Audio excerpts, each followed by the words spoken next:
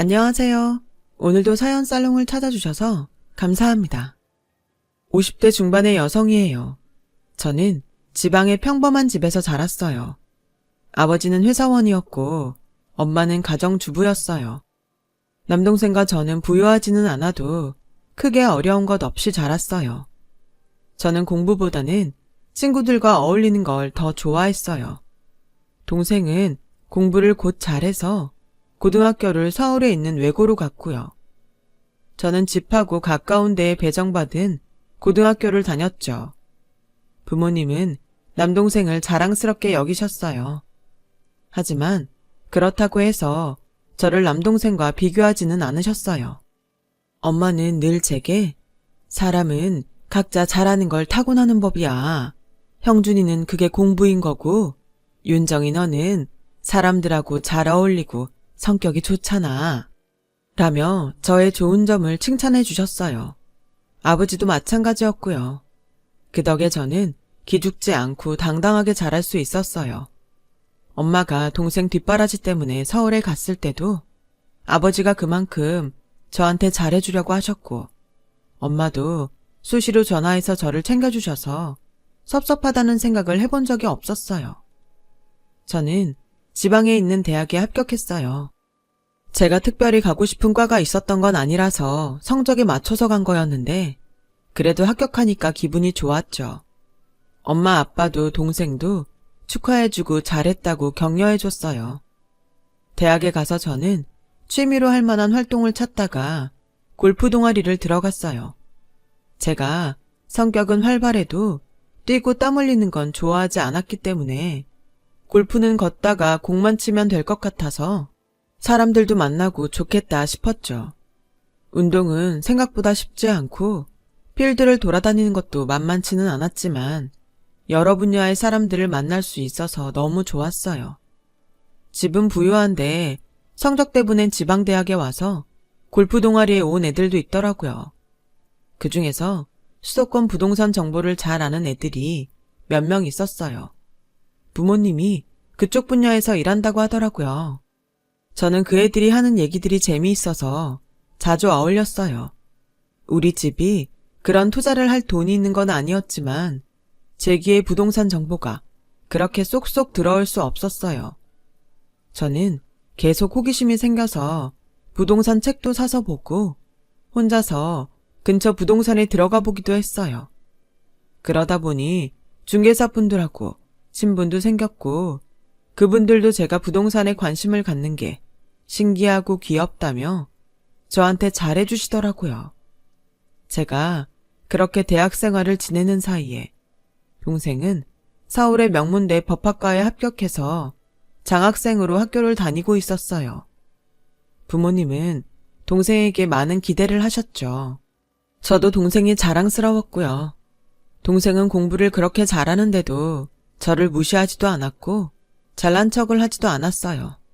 오히려 누나인 저보다 더 어른스럽게 제 생각을 많이 해줬어요. 저는 그런 동생한테 누나 노릇을 하겠다고 서울에 갈 생각을 했어요. 하지만 제 학벌로 서울에 취직을 할 수 있을지는 알 수 없었죠. 그래도 사람 일은 모르는 거니까 일단 취직할 곳을 알아보기로 했어요. 제가 취직하려고 백방을 뛰어다니자 골프 동아리 친구 한 명이 저를 불렀어요.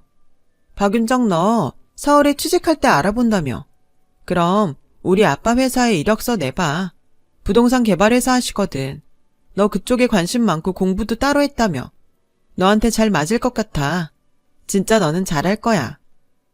그 말에 저는 그 친구네 회사 말고도 다른 부동산 회사에도 원서를 넣었어요. 찾아봤더니 중소기업 규모의 부동산 회사가 몇 군데 있더라고요. 2군데 다 면접 연락이 왔고 둘 다 합격을 했어요. 사실 면접을 볼 때 2군데 다 제 대학을 가지고 물고 늘어졌지만 제가 기죽지 않고 좋은 대학 나온 사람보다 일을 더 잘할 수 있다고 했죠. 그랬더니 2 회사 다 저를 좋게 본 것 같았어요. 저는 신구네 회사에 가기로 했어요. 친구가 있어서는 아니고 2 회사를 비교해 봤는데 사원 복지도 그렇고 회사 자산도 친구네 회사가 더 좋았거든요. 친구도 제가 자기네 회사에 온다며 되게 좋아하더라고요. 제가 서울에 올라오자 엄마는 이제 안심이라며 저와 동생이 한 집으로 이사하는 걸 보고 아빠한테 내려가셨어요. 회사 일은 재미있었는데 무엇보다도 사수와 함께 현장에 가는 일이 좋았어요. 사람들을 만나고 이야기를 하며 협상을 끌어내는 걸 좋아하다 보니 이 일이 딱 제 천직처럼 느껴졌어요. 그렇게 일에 빠져서 지내다 보니 입사한 지 2년이 넘었더군요. 저는 그 무렵에 투자처에 계시는 분한테 남자를 소개받게 됐어요. 그 남자는 제 동생과 과는 다르지만 같은 대학을 나와서 좋은 회사에 다니고 있었어요.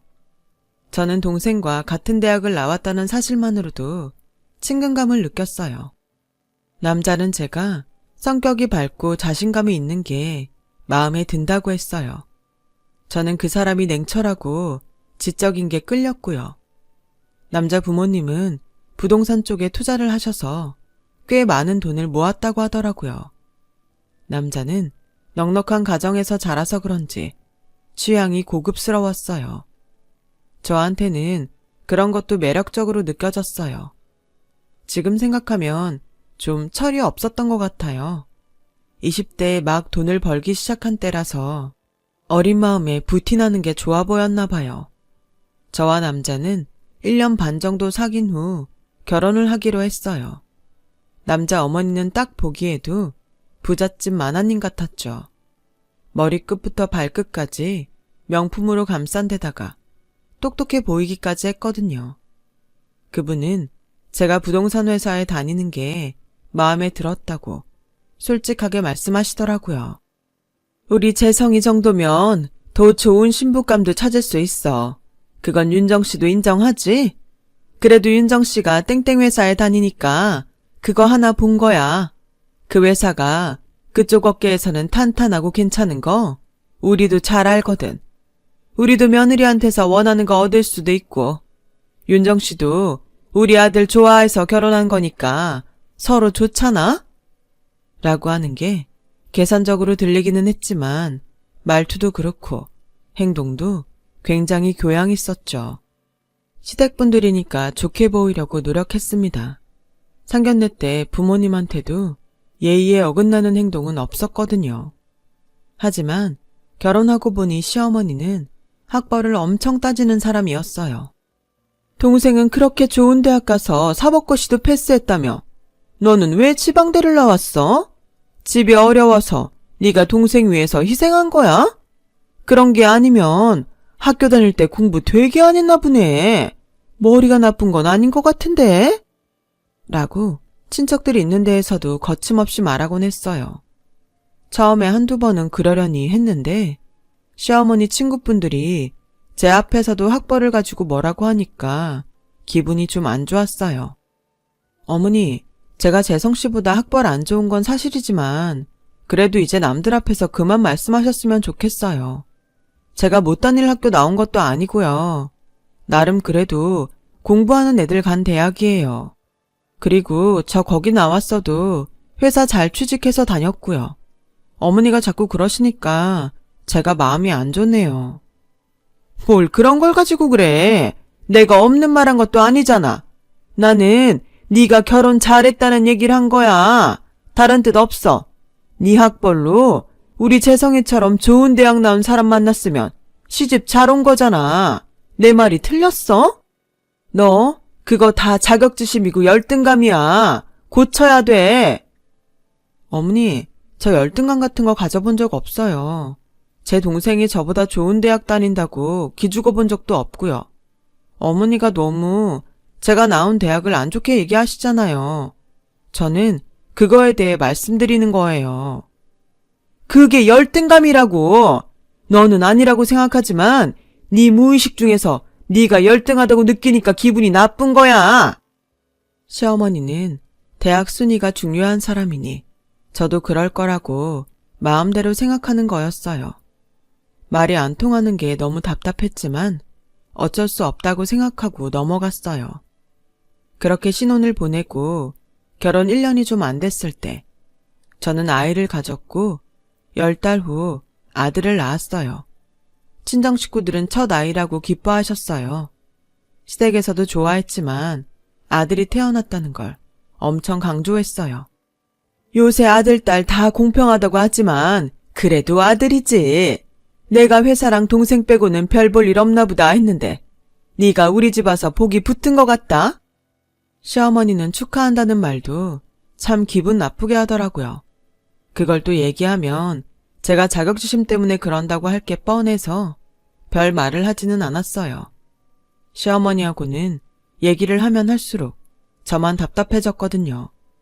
그런데 제가 산후조리를 마치고 집에 왔더니 시어머니가 희한한 말을 했어요.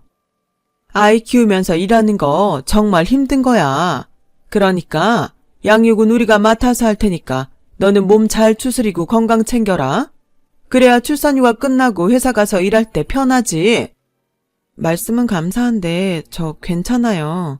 그리고 저희 회사가 출산휴가로 쉰다고 해도 복직이 쉽지 않다는 얘기도 있고요. 지금 당장 회사 갈 수 있는 게 아닌데 아이는 제가 봐도 돼요. 그럼 이렇게 하자. 네가 아이 엄마이긴 해도 교육은 우리가 시킬게. 그게 서로한테 더 좋지 않겠니? 처음에 저는 무슨 말을 하는지 몰랐어요. 그래도 아들인데 똑똑하고 리더십 있게 잘 키워야 되는데 지방대 나온 엄마가 그걸 감당할 수 있겠어? 애가 마음에 그늘 없이 크려면 좋은 대학 나온 사람들 사이에서 당당하게 커야 되는 거야. 얘 우리 집 손자다. 이것만큼은 내가 절대 양보 못해. 저는 기가 막히고 하도 속이 상해서 제대로 따지지도 못하고 하루 종일 울기만 했어요. 저녁에 집에 온 남편은 그런 저를 보더니 엄마가 키워주신다고 하면 우리도 편하고 좋지 뭘 그래. 그냥 좋게 생각해. 솔직히 우리 엄마 공부도 많이 하고 똑똑해서 엄마한테 맡기는 게 더 낫긴 하지. 당신도 내가 지방대 나와서 그런 말 하는 거야? 그럼 똑똑한 사람하고 결혼하지. 왜 나랑 했어? 이게 뭐야? 어떻게 내 아들인데 어머니가 키운다고 해? 다른 집은 시어머니가 아이 키워준다고 하면 좋다고 하는데 당신은 왜 울고불고 난린지 모르겠네. 그게 나를 못 믿어서 교육을 직접 하겠다는 건데 다른 집하고 같아? 어떻게 대학 하나 가지고 사람을 이렇게까지 무시할 수가 있어? 그러게. 당신도 공부 좀 열심히 해서 좋은 대학 나오지 그랬어. 라는 남편의 말에 저는 절망했어요. 그제서야 저는 그 사람과 결혼한 걸 후회했죠. 똑똑하고 지적인 것보다 더 중요한 게 사람 됨됨이었는데 그걸 너무 늦게 깨달았던 거예요. 친정에 말하면 부모님이 놀랄까봐 말도 못하고 혼자 속을 썩이는 동안 아이는 일주일에 5일은 시댁에 가 있게 됐어요. 저는 그때 이혼을 생각해 본 적이 없었기 때문에 어떻게 하면 이 문제를 해결할 수 있을지 그것만 생각했어요. 그러다가 김장철이 됐고 시어머니는 김장을 하라고 저를 부르시더군요. 일주일에 이틀 보던 아들을 하루 더 볼 수 있다는 생각에 저는 불이 나게 갔어요. 50포기가 넘는 김장 속을 혼자 만들면서도 저는 그게 힘든 줄 모르고 온통 아들한테만 신경이 쏠렸어요. 시어머니는 아들을 잘 안아주지도 않고 영어 알파벳 모형을 앞에 놓고 자꾸 큰 소리로 읽어주더라고요. 태어난 지 얼마나 됐다고 저렇게 극성을 부리는지 이해가 안 됐어요. 그러다가 시어머니가 잠깐 자리를 비웠는데 혼자 소파에 아무런 안전장치도 없이 앉아있는 아들이 너무 위태로워 보여서 저는 얼른 아이를 포대기로 들쳐 업고 다시 부엌으로 갔어요. 속 양념을 다 섞어서 배추 안에 차곡차곡 넣는데 뒤에서 갑자기 누가 제 머리채를 확 잡아당기더라고요. 너 누가 내 손자 그렇게 업을 했어? 이러면 다리 휘어져서 얼마나 미워지는지 알아? 하긴 무슨 공부는 제대로 했겠어. 그딴 대학 나온 거 보면 뻔하지. 당장 아이 내려놓지 못해! 라고 시어머니가 소리를 질렀고 아들은 놀라서 울기 시작했어요. 어머니가 소리 지르시니까 애가 울잖아요. 그리고 현수 소파 위에 위험하게 올려놓고 나가신 건 어머니예요. 애가 혼자 있는 게 위험해 보여서 제가 업고 일하는 건데 거기서 대학이 왜 또 나와요? 어머니는 공부도 많이 하신 분이 애 혼자 소파 위에 두면 안 된다는 것도 모르세요? 야, 너같이 무식한 게 어디다 대고 큰 소리야. 네가 뭔데 그딴 말을 해? 나 현수 엄마예요. 얘는 내 아들이라고요. 저는 너무 화가 나서 고무장갑을 벗어 던지고 그대로 아이를 업고 시댁을 나와버렸어요. 남편은 제가 자기 엄마한테 대들었다고 길길이 뛰었고 저는 오만정이 다 떨어졌어요. 너 당장 우리 엄마한테 사과해. 안 그러면 나 너 용서 못해. 내가 뭘 잘못했다고 용서하네 마네 그러는 거야. 나도 이제 더는 못 참아. 당장 이 집에서 나가. 너처럼 무식하고 상식 없이 구는 여자랑은 나 못 살아. 내가 뭘 상식 없이 굴었다는 거야. 상식 없는 건 당신의 집구석이야. 말 진짜 상스럽게 하네. 그럼 시어머니한테 소리 지르고 일하다 말고 뛰쳐나오는 게 상식 있는 거야? 그런 기본적인 예절도 모르면서 뭘 어쩌고저쩌고 하는 거야. 아, 엄마가 결혼 다시 생각해보라고 했을 때 그 말을 들었어야 했는데. 나야말로 당신 엄마가 나를 무슨 지네 집 도구처럼 원하는 걸 얻을 수 있다는 둥 그런 말 할 때 관둬야 했어. 라고 말한 뒤에 아이와 함께 친정으로 왔어요. 친정 부모님은 제 얘기를 듣고 너무 놀라서 한동안 아무 말도 못 하셨어요. 하루 정도 지나고 제가 좀 진정이 되자 엄마는 그렇게 꽉 막히고 일방통행인 사람들 안 바뀐다. 네가 그 집에서 평생 말도 안 되는 소리에 눌려서 사느니 차라리 갈라서는 게 더 낫지 싶다. 마음고생 안 하는 게 제일이야. 너하고 현수하고 행복하면 우리는 그걸로 됐어. 미안해 엄마. 그리고 고마워. 라며 엄마와 부둥켜 안고 펑펑 울었어요. 동생은 검사가 돼서 지방으로 가 있어서 직접 보지는 못했지만 동생도 제 얘기를 듣고 같이 화내주고 제 편이 되어주었어요. 이혼할 때 시댁에서 아들을 데려가려고 엄청 애를 썼지만 저한테 귀책 사유가 있는 게 아니었기 때문에 아이 양육권은 제가 가져올 수 있었어요. 저는 아이를 키우기 위해 회사의 복직을 알아봤어요. 그러자 친구한테서 연락이 온 거예요. 아마 네가 있던 부서에서는 너한테 복직 어렵다고 할 수 있어.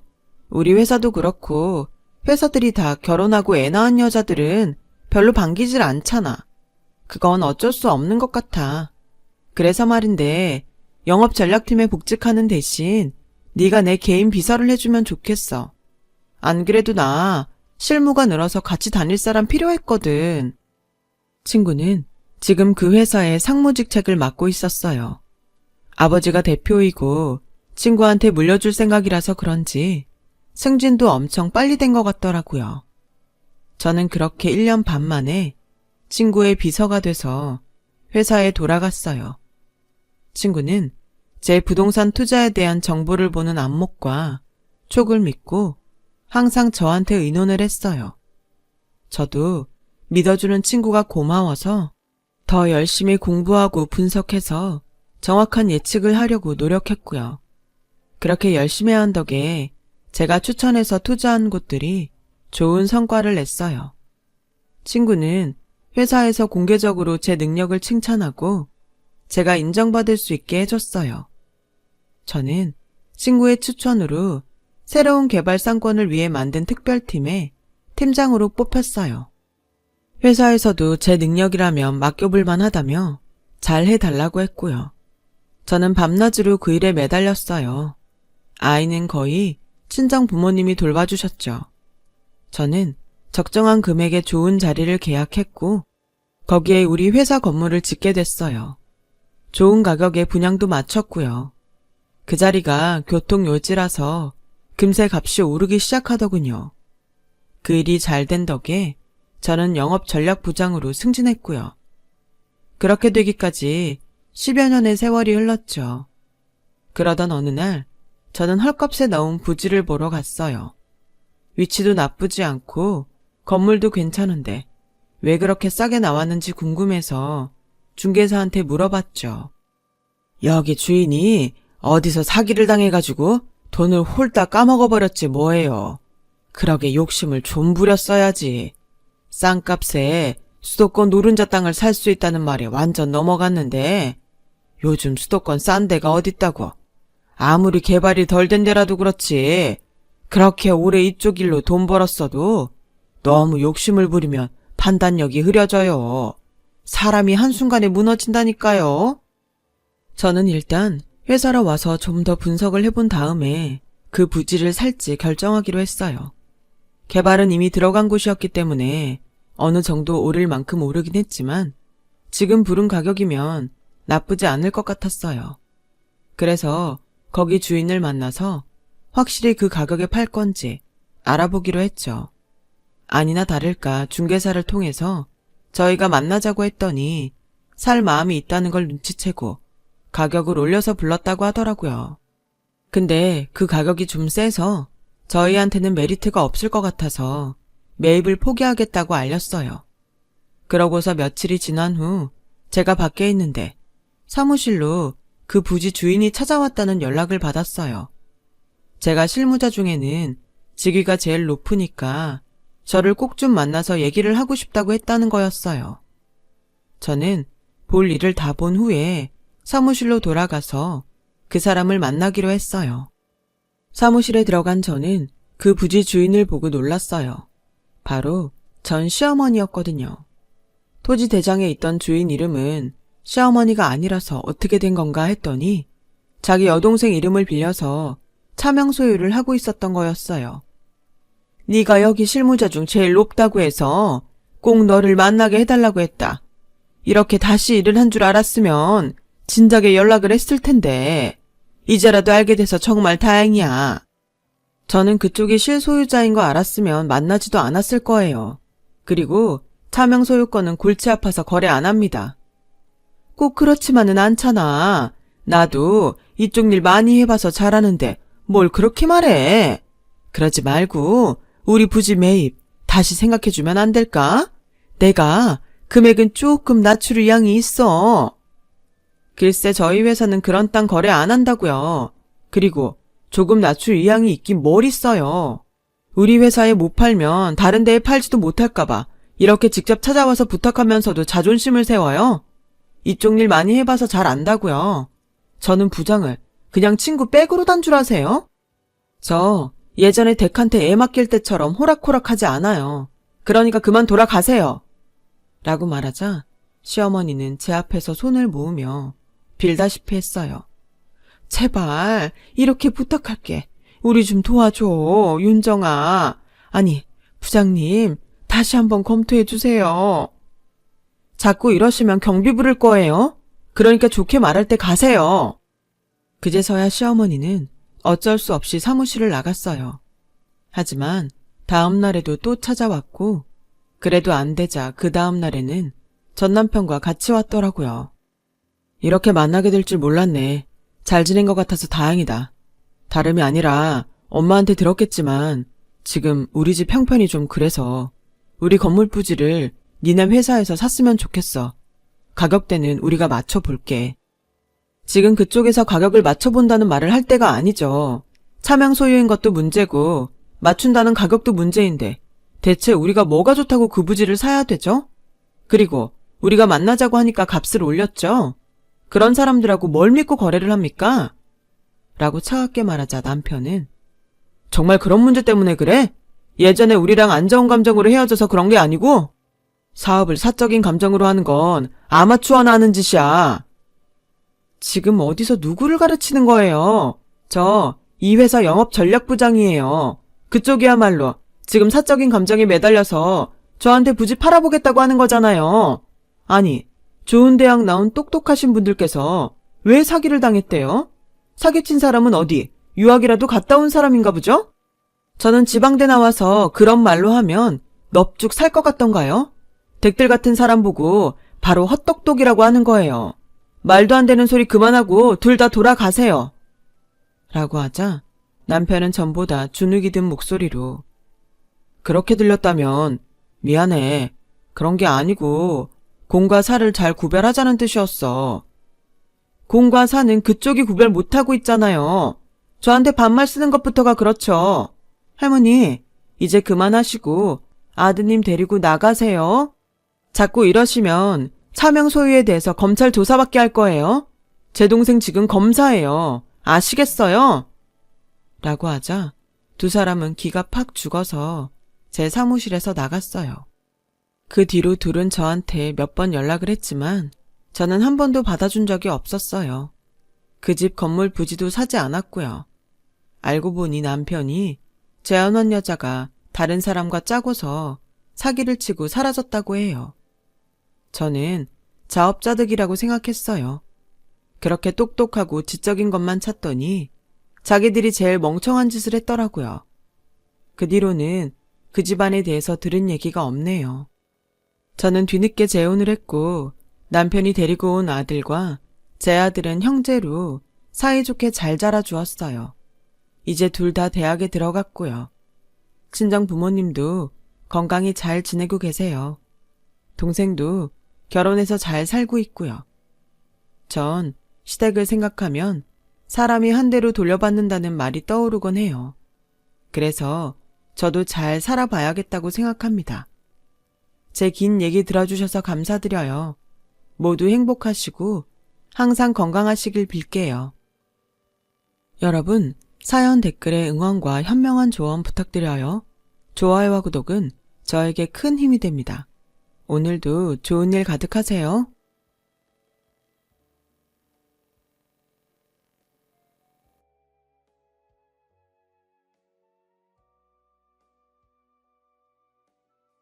안녕하세요. 오늘도 사연 살롱을 찾아주셔서 감사합니다.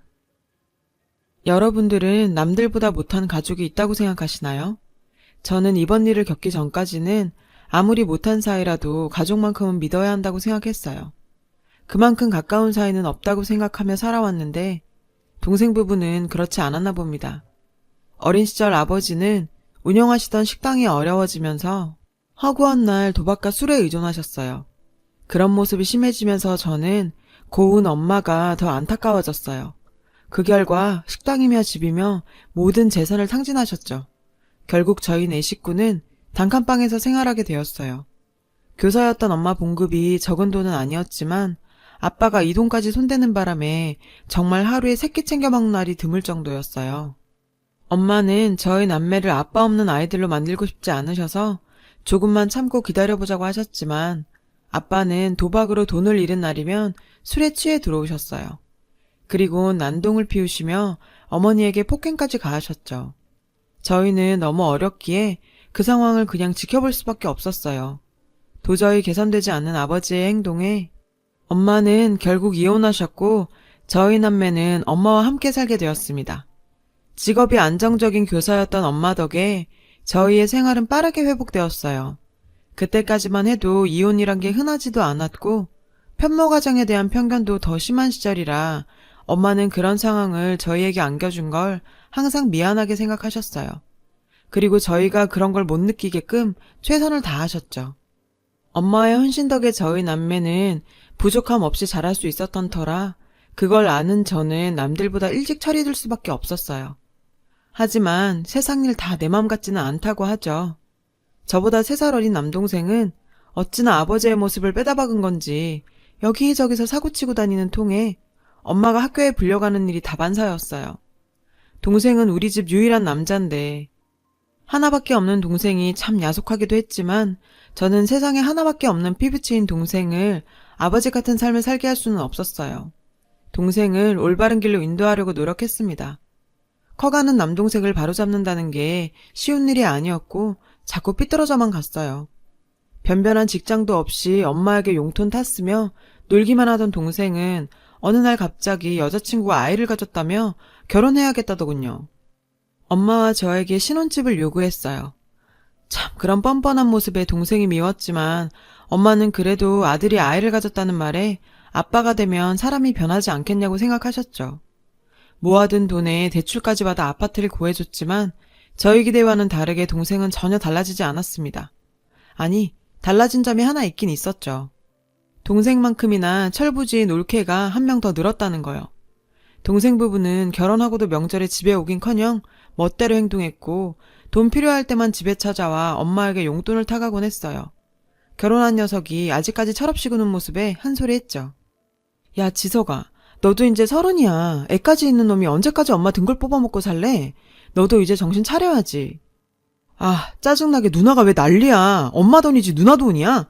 엄마는 가만히 있는데 누나가 왜 이러냐고. 어쩜 저렇게도 아버지를 닮았는지 점점 클수록 아버지를 닮아가는 동생 모습에 정남이가 뚝 떨어지더라고요. 엄마는 세상 천지에 둘밖에 없는 남매가 싸우는 모습에 맘 아파하셨어요. 왜 이리 싸우느냐며 달래기도 하셨어요. 지영아, 네가 이해 좀 해라. 저 녀석이 저렇게 된 것도 다 내 탓인 것만 같아서 미안하구나. 조금만 더 지켜보자. 지석이도 언젠가는. 엄마는 저희를 위해 그렇게 헌신하시고도 부모의 이혼으로 저희가 받았을 상처에 대한 미안함이 아직도 남아있었고 제가 해드릴 수 있는 것이라고는 엄마를 이해해드리는 것밖에 없었어요. 저는 어린 시절 아버지에 대한 트라우마가 있어서 그런지 결혼에 대한 막연한 두려움이 있었어요. 그러다 보니 시간이 흐르고 자연스럽게 35살이 되도록 결혼도 하지 않고 있었죠. 엄마와 함께 살고 있었는데 평생 결혼하지 않고 살 거라고 생각했던 저에게도 사랑이 찾아오긴 하더라고요. 스스로 비혼주의라 위안 삼으며 살고 있었던 어느 날 그를 만나게 되었어요.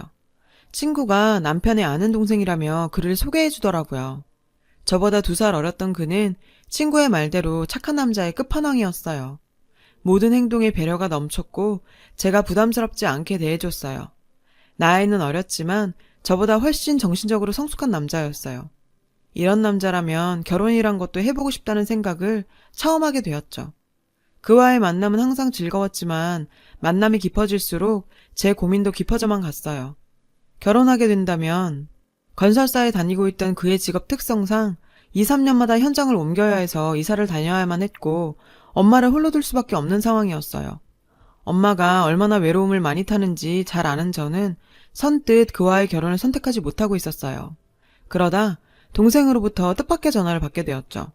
동생은 지금부터 엄마를 본인이 모시는 게 어떻겠냐는 제안을 했는데 누나, 결혼하면 내가 엄마 모실게.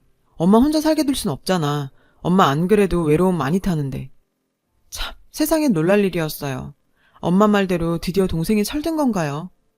마냥 철부지로만 보이던 동생이 제가 결혼하게 될지도 모른다는 소식에 선뜻 본인이 엄마를 모시겠다며 나서더라고요.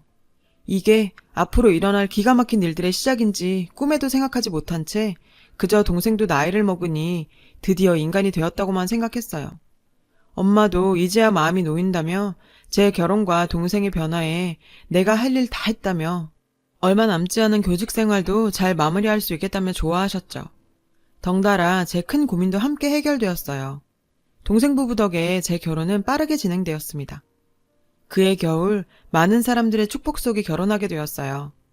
얼마 지나지 않아 창원 현장으로 발령이 난 남편과 함께 창원에서 신혼살림을 차리게 되었어요. 간호사였던 저도 얼마 지나지 않아 새로운 직장을 구하게 되었죠.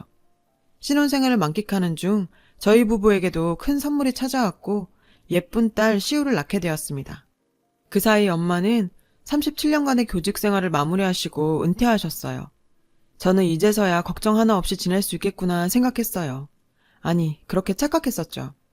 동생네 부부와 함께 살게 된 엄마는 처음에는 지석이 덕을 다 본다며 좋아하시고 그 생활에 만족하셨어요.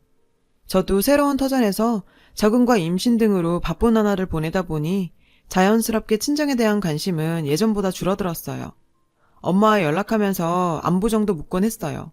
그런데 날이 갈수록 엄마의 목소리에 힘이 없어지는 거예요. 무슨 일이 있나 걱정이 된 저는 동생에게 전화를 했죠. 지석아, 혹시 엄마한테 무슨 일 있어? 요즘 목소리가 기운이 없어 보여서. 아무 일 없어. 그리고 결혼하고 엄마 우리한테 맡겼으면 너무 간섭 안 했으면 좋겠어. 동생의 말에 순간 멍해졌는데 사실 저도 말할 자격이 없었죠. 지방에 살고 바쁘다는 핑계로 엄마를 본 지도 한참 된 제가 할 말도 아니었죠. 그 길로 저는 월차를 내고 시우와 함께 엄마를 만나러 서울로 가게 되었어요.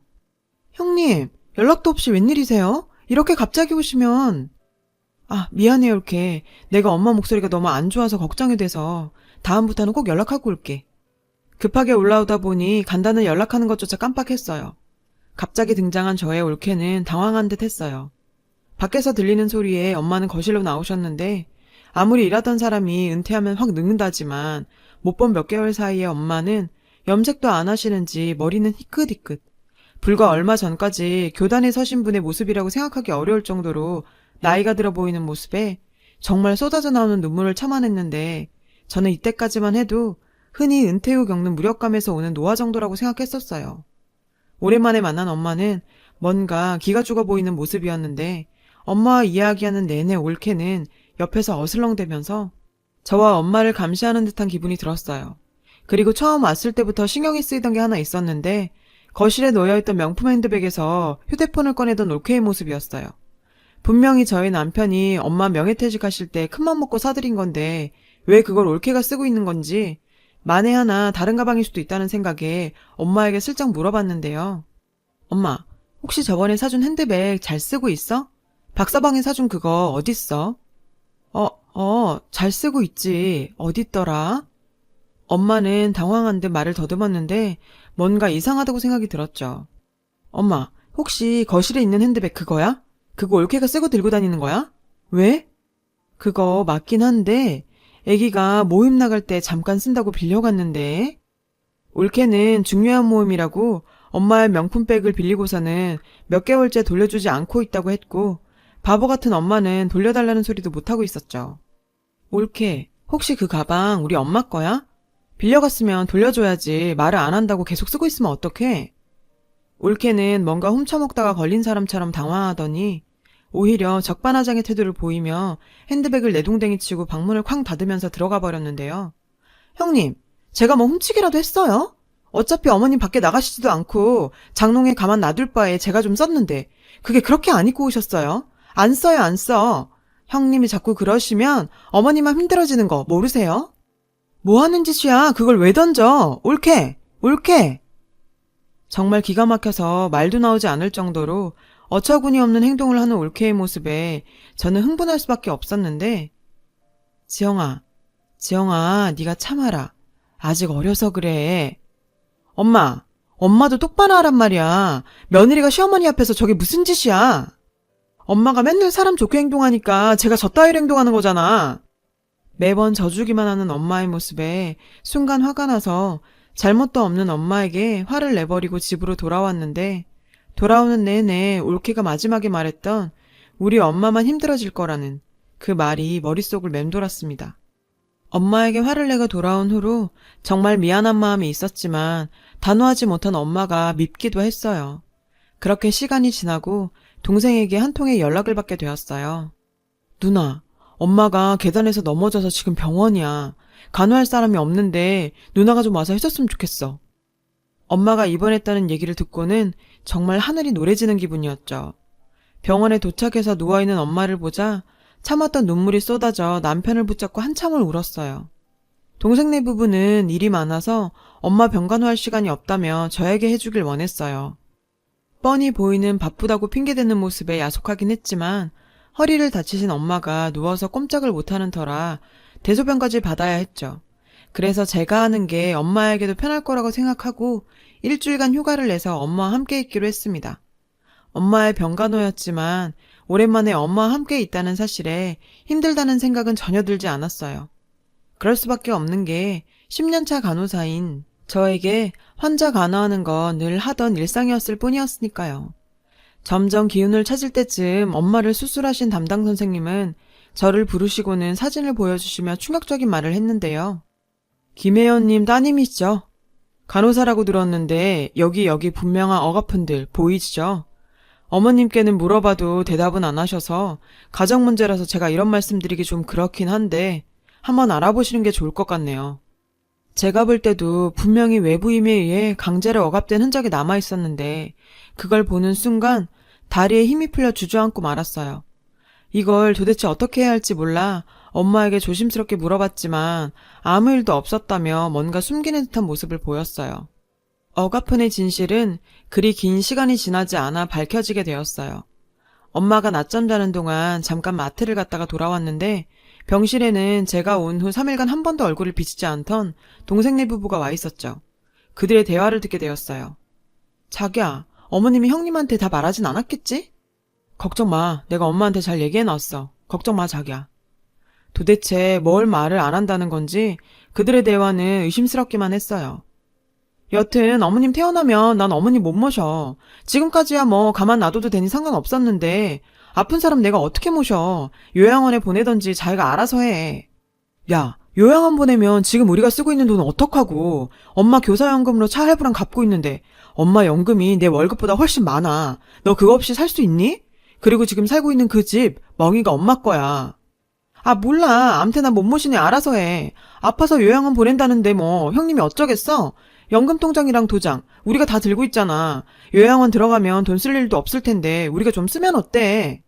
그 둘의 대화는 자기 엄마 이야기를 하는 게 맞나 싶을 정도로 충격적이었고 저것들이 인간이 맞나 싶은 생각이 들었어요. 너희들 지금 무슨 얘기하는 거야? 지금 누워있는 엄마 두고 무슨 얘기하고 있는 거야? 너희가 사람이야? 누나, 무슨 소리 하는 거야? 우리가 무슨 얘기를 했다고? 제가 자신들의 대화를 다 들었을 거라고 생각도 못했는지 뻔뻔하게 잡아떼는 동생이었죠. 너한테 엄마는 뭐야? 그저 빨대 꼽아서 등골 빼먹을 호구로 보이니? 그리고 올케 너, 인간이 그러는 거 아니다. 나한테 상의 한마디도 없이 요양원을 보내? 뭐 하자는 거야 지금? 형님, 그렇게 좋으시면 형님이 모시면 되겠네요. 근데 저희가 모신 시간이 있고 하니 그 계산은 하셔야겠는데요? 올케의 어처구니 없는 말과 함께 동생은 흥분하며 상관 말라고 저를 한 대 칠 기세로 달려들었죠. 그때 자는 줄만 알았던 엄마가 소리쳤어요. 그만해. 지석이 너 정말 너무하는구나. 내가 너한테 어떻게 대했는데 날 이따위로밖에 취급 안 하는 거니? 그리고 며느라기, 너는 할 말 있지 않니? 네가 밀었잖아. 네 아들 지훈이 나랑 놀다 넘어져서 운다고. 똑같이 당해보라며 네가 날 이리저리 흔들어서 넘어뜨렸잖아. 나 하나 참으면 되겠지 하면서 넘어갔는데 이거 원. 본인이 한 짓이 만천하에 드러난 올케의 얼굴은 사시나무 떨리듯 떨렸고 동생놈도 당황한 표정이 역력했어요. 엄마 몸에 남은 억아픈들이 올케의 짓이란 걸 알게 되니 더는 이 인간들 가만둘 수가 없었고 당장 경찰을 불렀어요. 누나, 정말 너무한 거 아니야? 실수였어, 실수. 가족끼리 경찰까지 부르고 이게 무슨 짓이야? 가족? 네가 엄마랑 나를 가족이라고 생각했어? 나 너 같은 동생 둔 적 없으니까 앞으로 누나라 부르지도 마. 그리고 엄마, 이번에 나 말릴 생각하지 마. 이 장면을 모두 보신 담당 의사도 이 사건에 대해 증언해 주시겠다며 나서주셨고 신고를 받고 출동한 경찰이 들어오자 올케는 이제서야 상황 파악이 되었는지 무릎 꿇고 빌기 시작했는데 정말 머리통을 발로 차버리고 싶은 심정이었지만 더는 저런 인간들이랑 엮이는 자체를 하고 싶지 않았어요. 경찰 조사 결과 올케의 엄마에 대한 폭행은 한두 번이 아니었고 동생놈 역시 그것을 다 알고 있었다고 하더라고요. 엄마의 연금까지 생활비 명목으로 통장 관리하면서 자신의 타도사고 지금까지 한 행동들까지 밝혀지면서 엄마를 다치게 하는 패륜적인 행동을 한 올케는 법정 구속이 되어 재판을 기다리고 있어요. 몰래 빼돌린 돈도 돌려받게 되었고 엄마 명의의 동생놈이 살고 있는 집도 팔아버렸더니 동생놈은 씩씩대며 병원으로 찾아왔더라고요.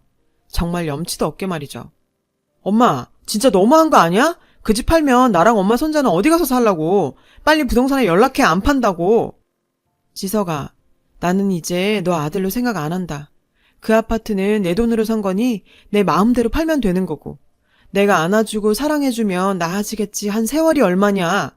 나도 할 만큼 했다. 네 아들은 네가 알아서 할 문제고 더는 나 찾아오지 마라.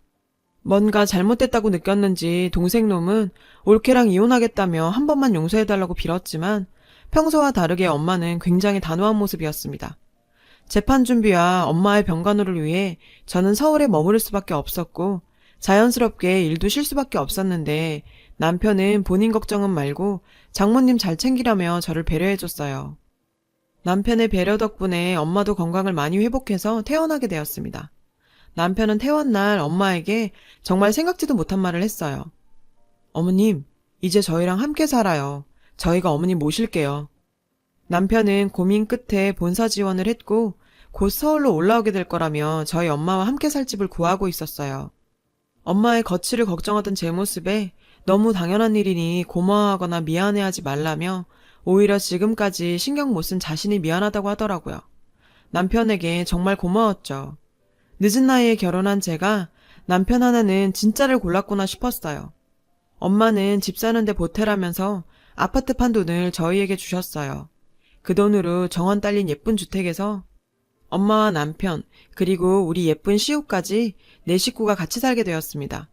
우울증까지 왔던 엄마는 손녀 시우와 함께 지내면서 많이 밝아지셨어요. 정말 재판은 길게 이어지고 있어요. 용서를 빌며 합의해달라는 올케의 호소가 있었지만 몇 년을 그렇게 엄마한테 행동한 걸 생각하면 저희는 합의금 따위 필요 없거든요. 강력한 처벌을 바라고 있는 상황입니다. 동생놈 역시 용서해달라고 빌고 있지만 그런 모습조차 불쌍해 보이지도 않았어요. 가족 간에도 지켜야 할 선이란 게 있는 거 아닌가요? 넘지 말아야 할 그 선을 동생 내외가 넘은 거죠. 어른이니 그 책임을 지길 바랍니다. 더 단호하지 못한 엄마를 원망도 했지만 자식을 생각하는 마음을 생각하면 이해가 가는 부분도 많네요. 엄마, 항상 고마워요. 우리 더 행복하게 살아요. 여러분, 사연 댓글에 응원과 현명한 조언 부탁드려요. 좋아요와 구독은 저에게 큰 힘이 됩니다. 오늘도 좋은 일 가득하세요.